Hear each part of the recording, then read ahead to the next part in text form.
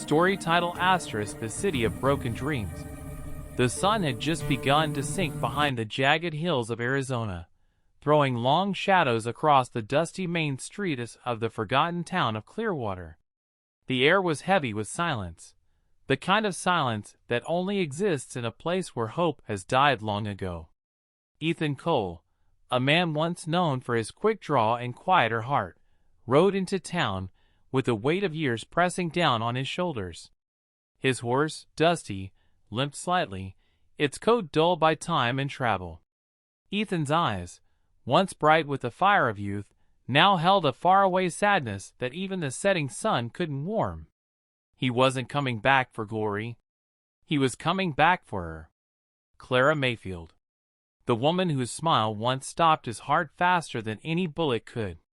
The woman he'd left behind when he rode out chasing dreams of gold and justice, dreams that had turned to ash in his hands. The town looked nothing like it used to. The saloon's paint had peeled, the sheriff's office was boarded up, and the wind carried only the sound of creaking signs and forgotten laughter. Ethan dismounted and tied his horse outside the saloon. The door moaned open as if reluctant to remember. Inside, an old man sat polishing a glass that hadn't seen whiskey in years. He looked up, his cloudy eyes squinting. "Cole! Ethan Cole? Well, I'll be damned. Thought you were dead." "Maybe I am," Ethan muttered, dropping his hat on the counter. "You seen Clara?" The old man's hand froze. He looked away. "Ain't many folks left who still talk about her." Ethan's heart tightened. "She's gone?" The old man nodded slowly. 3 winters ago. Never left town after you did. Said Clearwater was where her heart stayed, even when the man who owned it didn't." The words hit harder than any gunshot ever could. Ethan sat there, silent, staring at the reflection of the saloon's broken window. Outside, the sun dipped below the horizon, and with it, something inside him sank into darkness. He found her grave the next morning, out past the river bend near the willow tree she used to love. The headstone was simple. Asterisk Clara Mayfield, 1847 to 1879. She waited. Asterisk. Ethan knelt in the dry grass, his hands trembling as he brushed dust from the stone. "I should have come sooner," he whispered. "You deserve better than a promise broken by time." A warm breeze rustled the willow branches above him, as if answering. For a moment, he could almost hear her laughter, light and clear, echoing in the wind. He closed his eyes, letting the memories take him back. Years ago, when Clearwater still had life, Ethan had been the town's pride. A young rancher turned gunslinger, known for his steady aim and easy charm. Clara had been the blacksmith's daughter, strong, beautiful, and unafraid to speak her mind. They'd meet by the river after sunset, sharing dreams that reached far beyond the desert's edge. "I'll come back for you," Ethan had said the night he left to join a group of bounty hunters chasing a notorious outlaw. "You promise?" she'd asked, tears glinting in her eyes.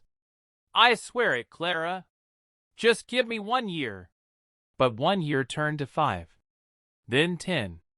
And when he finally returned, the world had changed, and so had she.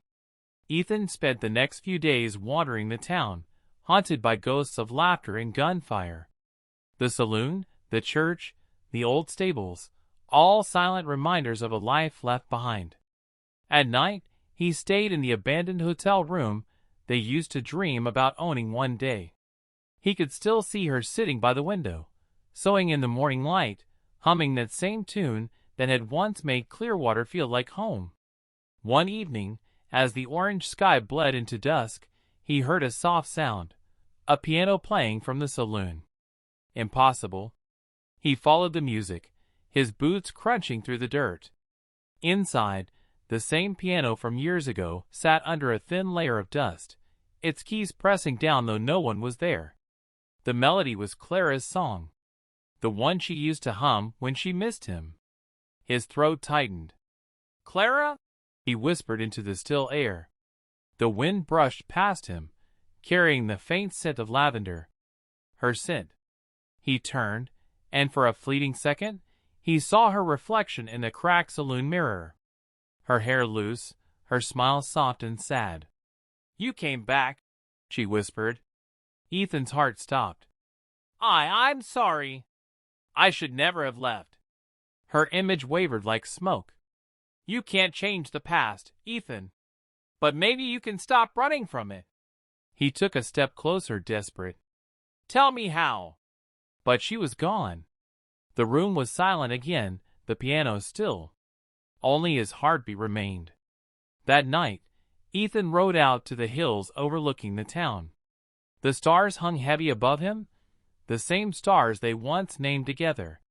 He pulled out a folded letter, Clara's last note, given to the barkeep years ago, waiting for him. It read, Asterisk, "If you ever find your way back,